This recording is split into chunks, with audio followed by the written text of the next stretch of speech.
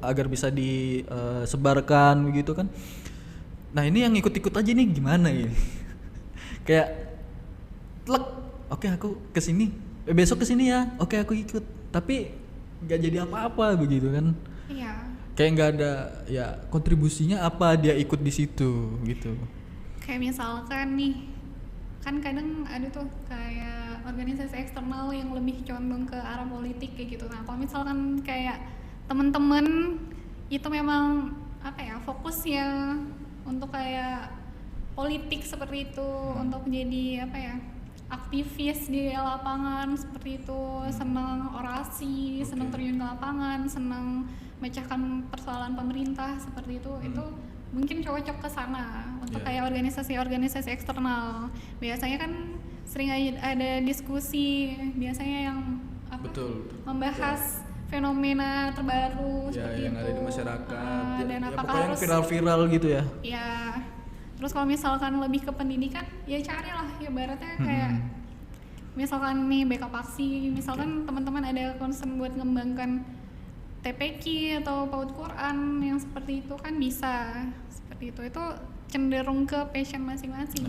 Kalau belum nemu ya coba aja 1-2 organisasi. Kalau misalkan memang nggak cocok di situ, kalau mungkin cocoknya misalkan kesenian kayak Dimas, mungkin nggak bisa cenderung ke pendidikan. Sorry. Gitu. Maksudnya masuk ke organisasi ini kan, misalnya kita lagi nyari nih, lagi nyari, terus ini nggak cocok, kita langsung keluar gitu? Nggak juga sih, maksudnya kan itu kan biasanya ada masa periodenya. Ya. Nah tuntaskan dulu lah itu tanggung jawabnya di situ. Tapi kalau misalnya udah nemu nih jati dirinya, oh kayaknya aku lebih cocok tuh ke pendidikan. Ya lebih fokus ke situ aja seperti itu. Istilahnya ya selain dia ikut-ikutan, dia dapat pengalaman aja. Iya. Ya, oh berarti aku nggak cocok di sini. Iya, tapi gitu. kan dapat pengalaman. Ya. Kayak misalkan contoh saya lah, misalkan di awal nggak bisa ngomong di depan orang kan, tapi akhirnya ya terpaksa akhirnya jadi terbiasa seperti itu kan. Seperti sekarang. Contohnya seperti itu. Seperti sekarang ya kan. Ya, biasanya juga public speaking kan didapetin di dalam organisasi kan. Betul. Gimana juga kita juga harus bisa keluar dari zona nyaman kita. Seperti betul. itu kalau misalnya mau ngebentuk diri. Dan itu juga public speaking juga gimana ya? Dia sekedar ngomong di depan orang aja. Ada orang dia tuh masuk organisasi terus public speakingnya bagus. Public speakingnya itu cuma dipakai buat acara tertentu ternyata. Kayak misalnya saya pinter public speaking misalnya, saya kan kurang juga gitu kan. Tapi saya pinter public speaking di acara tertentu aja. Misalnya kayak sekarang lagi podcast, saya terlalu over berbicara, terlalu so asik kayak sekarang kan. Nah itu ada orang kayak gitu ternyata. Ya pasti ada, karena kan beda apa ya, setiap orang kan beda kenyamanannya seperti itu. Ya benar, cuman gimana ya, sisi public speakingnya kan itu untuk bersosialisasi begitu kan, tapi dia dipakainya untuk acara gitu ya. Sama sih kalau saya juga sama seperti itu. Misalkan saya jadi MC di luar, misalkan di hadapan pejabat-pejabat tinggi Samarinda itu lebih pede daripada di kampus sendiri, karena di kampus sendiri kan dilihat sama dosen, merasa jadi kayak ada penilaian sendiri. Betul. Jadi, ya kan kalau di luar ya udah ini aku gitu. Iya betul juga sih. Iya kan, beda-beda memang. Ya sih kadang kayak aku kayak gitu juga sih. Iya kan? Saya juga kayak gitu. Misalkan di luar kayak ya cuman di tempat tertentu aja sih, nggak Ya. semua tempat. Kalau ini ada yang literally tempatnya di luar gitu loh. Di luar tuh aktif. Tapi di dalam organisasinya sosialisasi tuh zero. Nggak ada sama sekali. Kayak ini ngomongin diri sendiri atau siapa ini? Nggak, ada contohnya seperti itu. Ada, iya, bukan saya dong. Saya kan sangat sosialisasi. Iya dah, si paling sosialisasi guys. Dan ya gimana biasanya orang kayak gitu belum dapat kenyamanan aja di organisasi sendiri.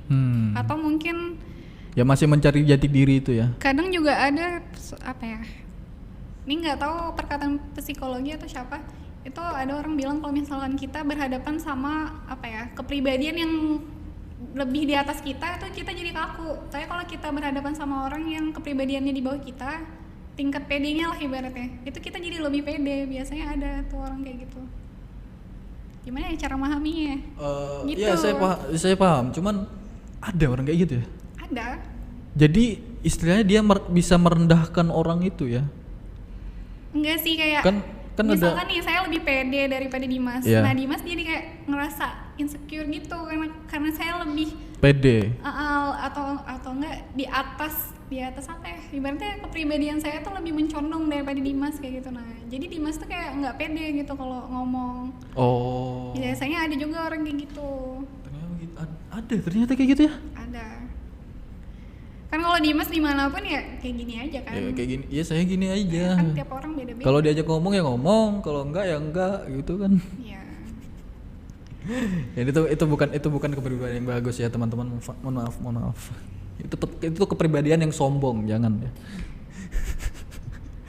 Dan ada lagi nih. Ya kayak orang yang mampir ke organisasi doang tuh gimana ya?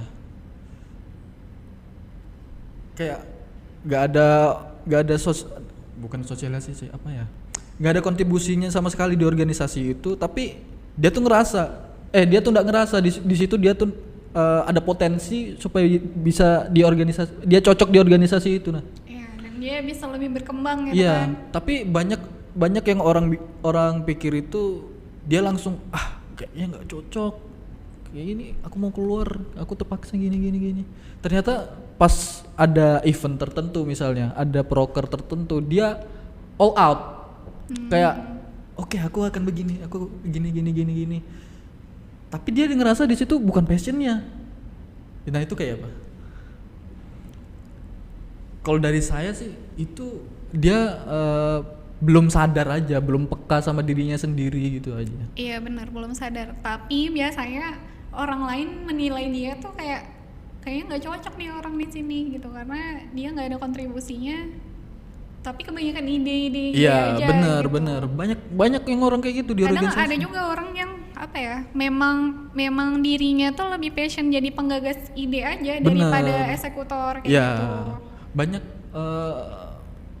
Iya begitu. Tapi kebanyakan sekarang yang saya temuin yang mau jadi eksekutor tuh Iya. sedikit gitu. Karena banyak juga yang kayak apa ya, merendahkan pengide ini kayaknya, karena banyak yang bilang ini pikirannya dia doang, paling nggak 100% benar. Ya emang 100% enggak benar, tapi apa salahnya make ide itu dulu kan. Sikap-sikap kayak gitu sebenarnya yang harus dibasmi. Karena biasanya orang-orang yang kayak gitu tuh lebih pengen menang sendiri. Ya, karena gitu. sekali lagi ini organisasi kan. Iya, banyak kepala yang harus kita satuin. Iya. Itu juga gimana kita gimana caranya kita nerima kalau pendapat kita tuh nggak diambil seperti itu. Itu juga ada di organisasi. Nah, terus begini juga, ada yang pengide yang sok ngide. Akhirnya dia dikira idenya ini bagus. Misalnya, aku punya ide begini, tapi mereka kayak jangan dulu deh, kita ada ide yang lain yang lebih cocok. Tapi pengide ini kayak masa dia nggak dipakai sih, padahal ini bagus loh gini. Terus dia ngomong di organisasi lain. Itu kayak dia merasa nggak dianggap iya, gitu ya. Banyak loh yang kayak gitu. Ya memang banyak orang kayak gitu. Masalahnya ini kan kita misalkan saya berada di Hima Mesa, ya saya harus harus punya sama teman-teman, harus punya proker yang sesuai sama kita kayak gitu. Sesuai dengan pendidikan, sesuai juga dengan kita yang mahasiswa seperti itu. Kalau saya di luar ya saya harus mengkondisikan keadaan yang di luar seperti itu. Nggak boleh kita memaksakan ini harus ngikutin organisasi saya yang di luar nih kayak gini ya. Kita harus bisa mengkondisikan lah ide kita itu, harus jangan ego aja sih. Kalau ego sih sebenarnya, ego penyakit manusia, ego. Dan juga nih kebiasaan tuh kadang orang itu cuman nyari nama atau nyari panggung aja di organisasi. Itu ketika sudah dia menduduki itu ya udah gitu. Saya pernah kayak gitu. sekali di organisasi yang salah satunya saya sebutkan tadi yang saya ikuti. Karena posisinya lagi baru masuk juga. Jadi saya juga bingung mau ngapain kan, karena di situ belum ada dikasih pemasukan, kamu harus gini, harus gini. Nah, akhirnya udah berapa tahun ya saya bisa berkembang lah begitu. Tapi memang banyak yang kayak gitu ya, dari nama ya. Ya organisasi tertentu. Saya masuk organisasi ini. Ya itulah makanya jangan sampai kita tuh cuman ngincar sesuatu di organisasi tapi itu nggak ada dampak di diri sendiri. Apalagi dampak sendiri aja nggak ada, apalagi orang lain kan. Ya, yang paling penting tuh ke orang lain sih. Gimana kita bisa memberi manfaat ke orang lain. Nah, itu juga salah satu pengorbanan organisasi ya. Mereka nggak dapat apa-apa tapi orang lain harus dapat begitu. Iya. Itu hebatnya organisasi gitu. Ya karena itu kita harus berdampak. Ya. Karena balik lagi, organisasi itu untuk sosial, untuk masyarakat. Kalau pesan dari pembina kita tuh jangan Siapa tuh pembina kita? Bapak Sudarman. Wih, Bapak Sudarman. Terima kasih Pak Sudarman sudah memfasilitasi tempat ini. Terima kasih. Ini kebetulan ini kita di lab micro teaching. Ada di gedung B. Maksudnya gedung A. Gedung A di depan gedung B maksudnya. Maksudnya gitu depan maksudnya. gedung B. Maklum, kita offline hampir 2 tahun. Jadi kita enggak tahu letak gedung sendiri nggak tahu. Iya. Jadi Pak Darman tuh kembali lagi ya. Pak Darman pernah pesan kita tuh jangan hanya fokus sama proker aja, tapi gimana kita dapatkan hasil dari proker itu. Betul. Gitu. Dan orang-orang yang terlibat dalam proker kita tuh juga dapatkan hasil seperti itu. Jangan hanya amanah doang nih jadi. Seperti itu. Waduh, ngomongin amanah. Saya tadi ingat sesuatu. Apa tuh? Tidak ada. Bisa dibagi ke sini nggak? Jangan. Oke, kita balik lagi ke organisasi kita sendiri, yaitu MESA. Ini kan kita mau istilahnya ganti apa namanya? Kepengurusan. Ganti kepengurusan. Ada pesannya nggak untuk MESA ke depannya?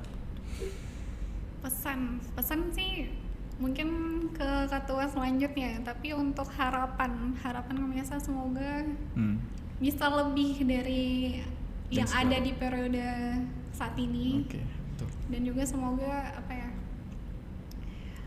SDM kita walaupun sedikit tapi bisa berdampak. Seperti itu. Iya, betul. Karena nggak apa-apa sedikit, yang penting kualitasnya. Betul. Karena kita juga kalaupun kita sedikit, kita ngambil misalnya di divisi humas, mereka ada event terus kekurangan orang, ya ngambilnya ke anggota-anggota sendiri begitu. Jadi pokoknya saling bantu aja. Ya, seperti biasa saling backup kalau di Iya, betul. Karena kita agak susah mengandalkan di luar MESA. Betul. Karena ya begitulah, ada kondisi tertentu yang tidak bisa dipungkiri begitu. Oh ya, harapannya tadi apa tadi?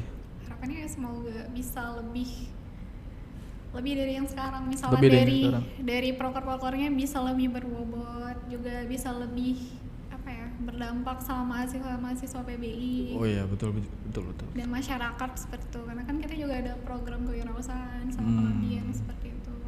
Terus semoga itu di periode yang datang lebih berdampak lagi sama betul. Kayak orang-orang yang terlibat di proker itu. Kayak podcast ini ya, semoga nanti ada pengembangan lagi, punya tempat sendiri, tempat studio sendirian. Siapa tahu begitu. Amin. Amin.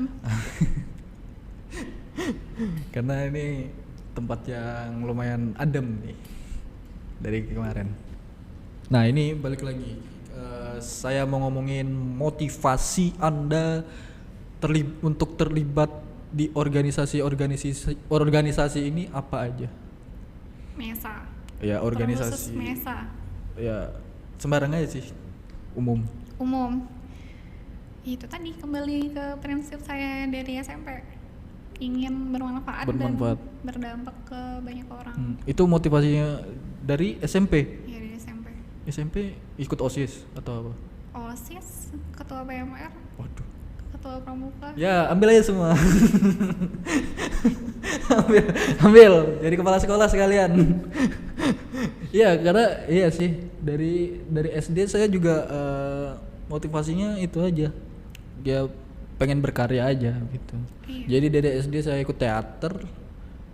Nah pas di SMP ini agak kurang gitu kan, teater dibatasi anggotanya.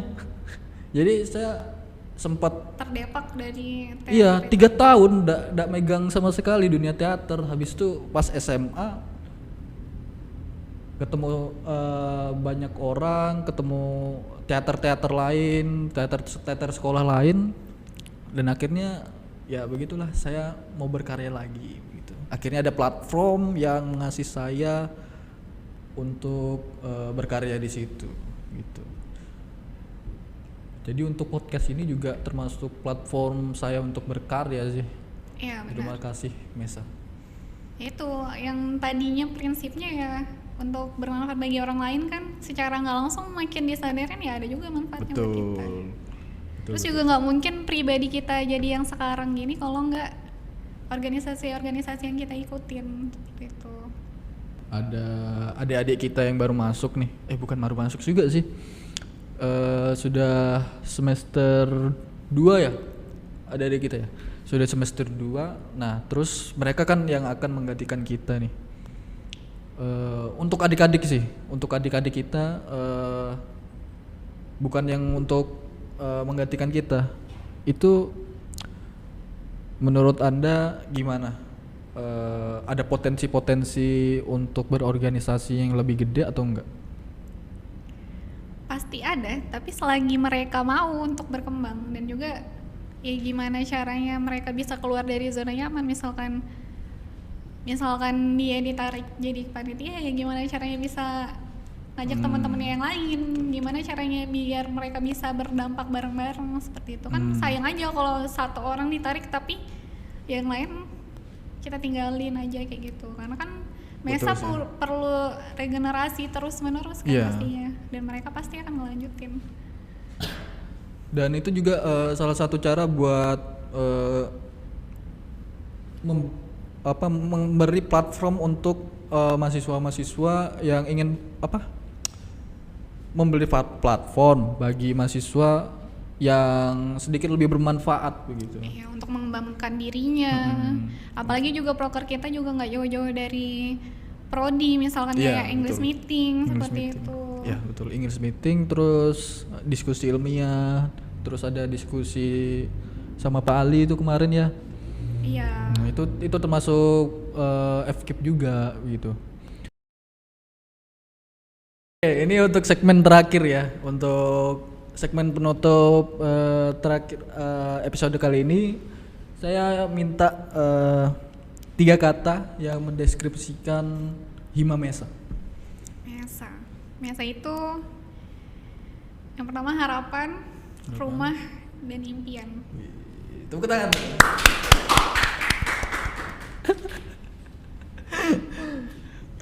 Harapan, rumah, impian. Karena banyak mahasiswa-mahasiswa dari PBI yang dari Mesa juga intinya ya, mereka banyak prestasi dari luar kampus walaupun dalam kampus begitu. Jadi itu termasuk impian ya. Impiannya juga bisa. Kenapa Mesa jadi rumah? Ya rumah karena kan kita program studi pendidikan bahasa Inggris. Ya pasti ujung-ujungnya ya kita harus terlibat di Mesa karena dalam itu kata adalah kutip rumah kita. Dalam kata kutip house atau home?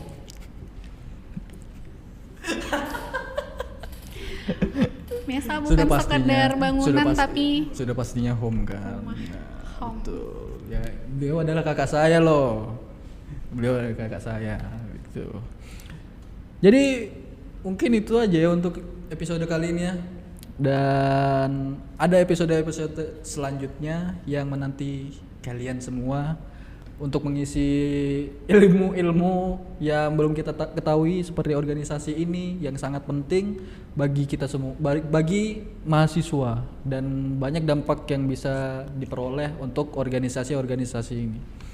Jadi itu Table NT. Assalamualaikum warahmatullahi wabarakatuh. Waalaikumsalam warahmatullahi wabarakatuh. Dimakan.